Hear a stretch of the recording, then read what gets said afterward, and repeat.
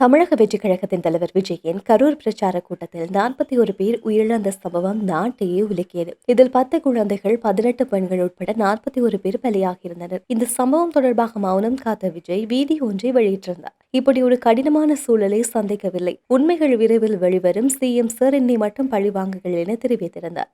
இந்த வீடியோவுக்கு தற்போது பலரும் தங்களுடைய கருத்துக்களை தெரிவித்து வருகின்றார்கள். இந்த நிலையில் இது தொடர்பில் விடுதலை சிறுத்தைகள் கட்சியின் தலைவர் தொல் திருமாவளவன் சென்னை விமான நிலையத்தில் செய்தியாளர்களை சந்தித்து பேசியுள்ளார். அதில் அவர் கூறியிருக்கையில், கரூர் சம்பவத்தில் கூட்ட நெரிசலால் மரணம் நிகழ்ந்திருக்கிறது. 1 சதுர மீட்டரில் 4-5 பேர் மட்டும்தான் நிற்க வேண்டும். ஆனால் 10-15 பேர் திரண்டனர். பல மணி நேரம் மக்கள் காத்திருந்தனர். தற்காப்பு முயற்சிகள் காரணமாக தப்பிக்க முயன்றது. கீழே விழுந்தவர்கள் மீது மற்றவர்கள் மிதித்து ஓடியதால் உயிர் பலி நடந்திருக்கிறது. இதுதான் உண்மை. இது மறைத்து சதி என்று கூறி திமுக அரசின் மீது பழி சுமத்துவது ஆபத்தான அரசியல். இது விஜய்க்கு நல்லதல்ல.